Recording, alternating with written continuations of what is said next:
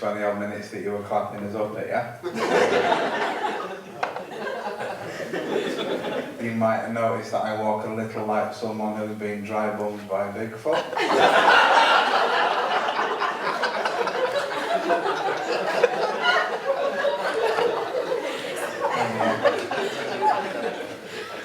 I can confirm this limp has no take a break, letter of the week backstory to it.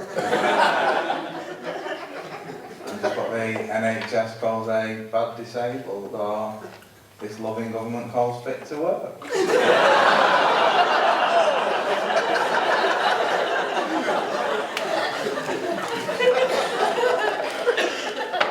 They really are cunts.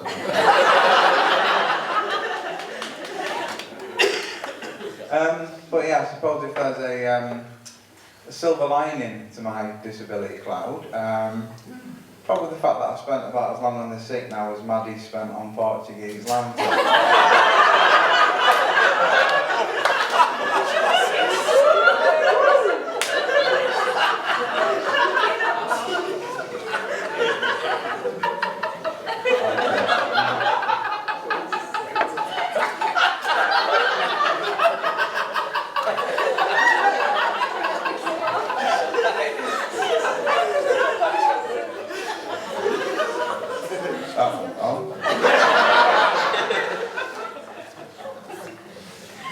Health and safety for anyone that didn't enjoy it as much as that. What you probably need to bear in mind about my set is that it's quite a lot like Michael Jackson in that it starts off pretty dark.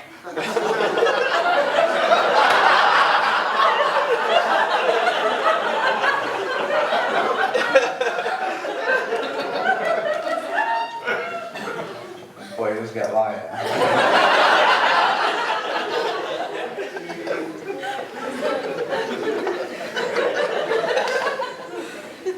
Occasionally fucks kids. But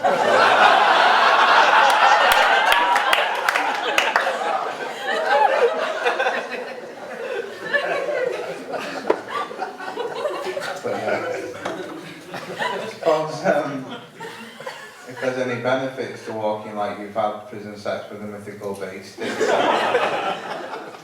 the actual benefits, because free money is amazing. Jaffa cakes will never taste sweeter than when you bought them with money you did football.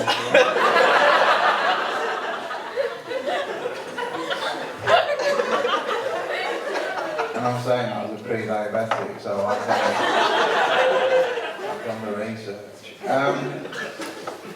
But another thing I get a lot of, apart from free money, is free time. And being a dickhead, I don't spend it wisely.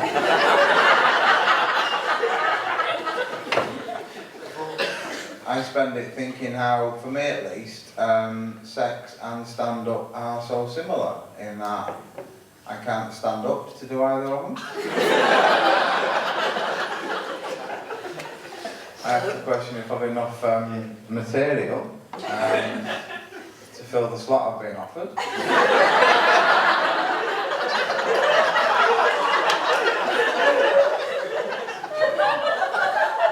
Layers.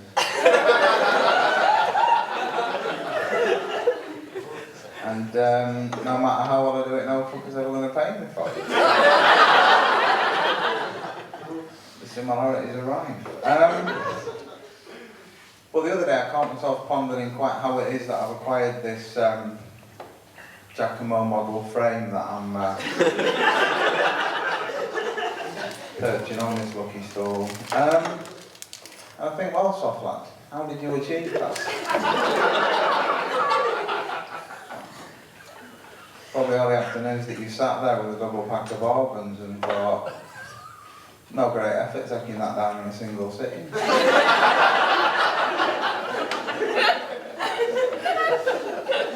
And when I get to the end of it, there's no remorse at doing that. I actually congratulate myself, because what I've eaten is actually a pack of Diet Penguins.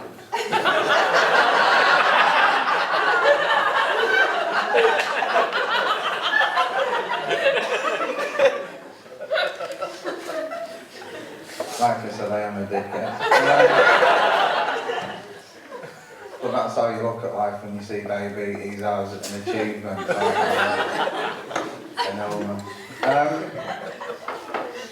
But I do from time to time leave the house because, you know, as the biscuit barrel drops, so does my will to live.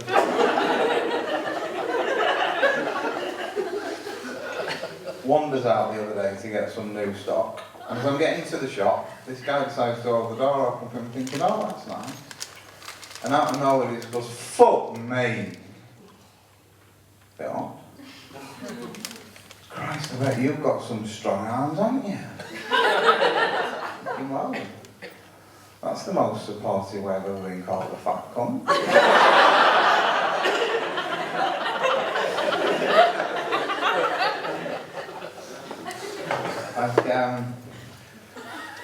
Time to time I'll go swimming just to stop my many nurses shouting at me again. Now when I finish swimming, all I really want to do is get home without dying or interacting. Now, you can tell from me talking tonight I haven't died yet. The interacting bit is hard to swerve because when you walk everywhere both slowly as fuck and also sounding like a 20-stone tambourine with ease, you're going to draw chatter. So there was one morning that I'm wandering through the showers and I hear this voice from nowhere, what's wrong with your legs then, pal? And I have a quick look and spot that he's two things, bless him. He's in his 60s and speedos, so a benefits assessment, this is not.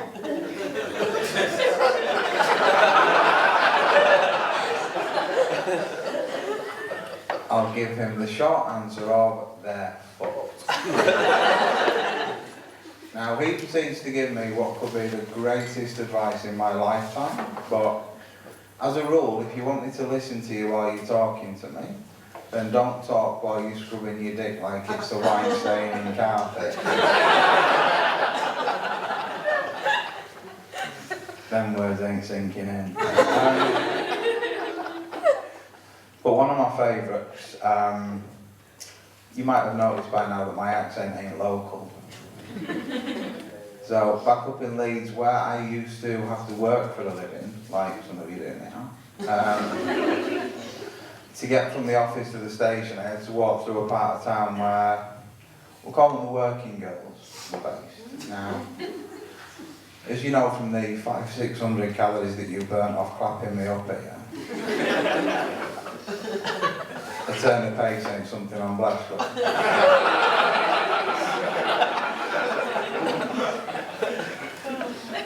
When they decide we're having a chat, we're having a chat.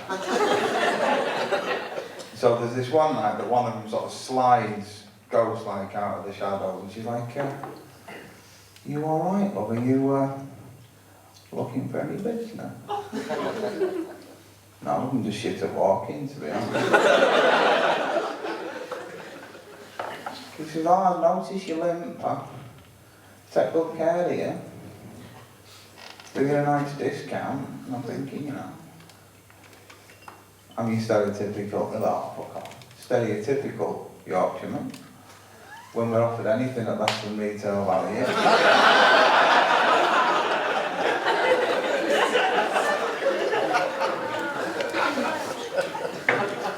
It's a challenge saying no.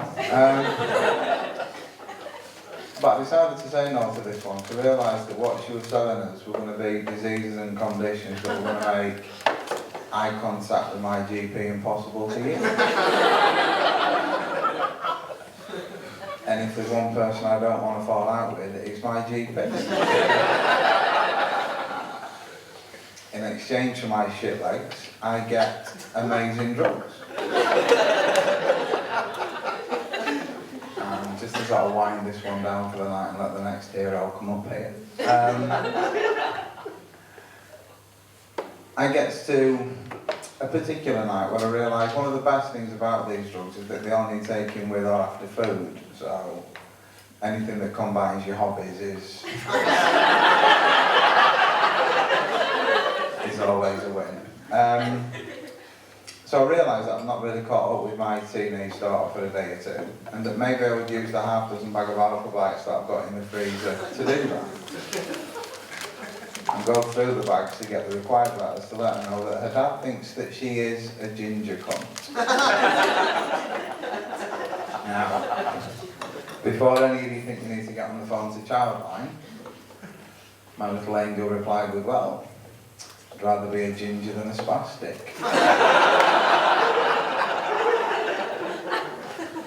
There it is, kid, yeah. Skin might be pale, but your soul's black as fuck.